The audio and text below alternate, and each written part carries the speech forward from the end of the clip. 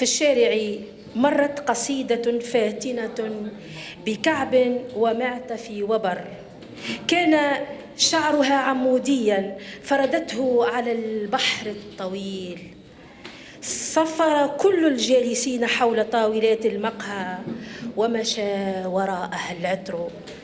في الحافلة قصيدة بعمر العمل أخفت صدرها تحت سترة المعنى، بينما تكور العجز داخل سروال ضيق. ظلت واقفة طوال الطريق تنظم الصبر على أجساد تترصد نصوصها التي تداري، وترفس بحذائها الرياضي متحرشا لم يكف عن الالتصاق. في بطحاء محمد علي صرخت قصيدة غاضبة: نعيش نعيش ويحيا الوطن، بينما رفعت أخرى كل أغراض الهجاء الشرعي على لافتة. في الليل تلقت دعوة على العشاء في مكتب التحقيق اللغوي. القصيدة التي وقفت شمال البستان العربي كانت في الحقيقة شجرة قديمة يحتطب منها الشعراء وينسبون لأنفسهم النثر، كانت تبتسم لهم حين القطاف المؤلم فهي الملهمة.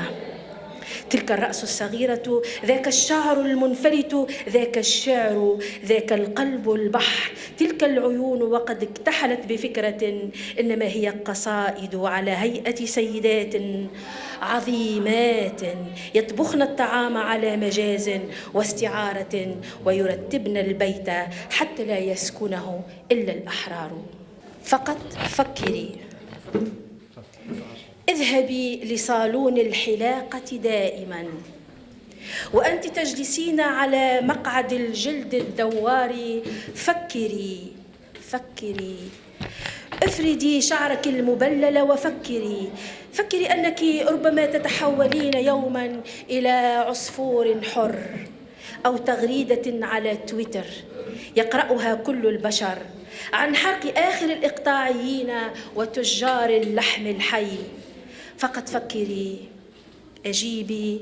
إن قالت لك فتاة الصالون بينما تضع لك الآيلاينر بأن عيونك ضيقة، قولي إنها كافية لقتل حصان جامح، وأنها كافية لرصد كل الجغرافيا، وهي قادرة على تغيير مجرى الميسيسيبي لو شاءت.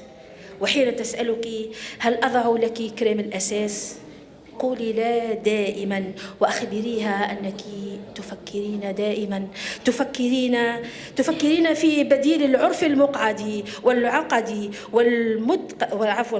المدقع والعقائد، وتفكرين في بديل الأصفاد، وأن الطيران بعيدا هو الأساس. ففي هذه السماء ما يستحق الطيران.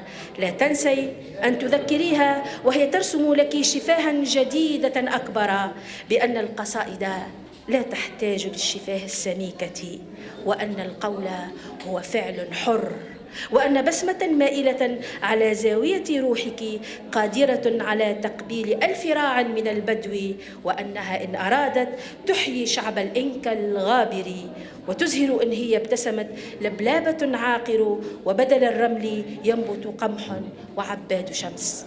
تلك الهالات القاتمة حول العين إنما هي قصائد الليل الغامر، وسرديات برعت في كتمان الحدث.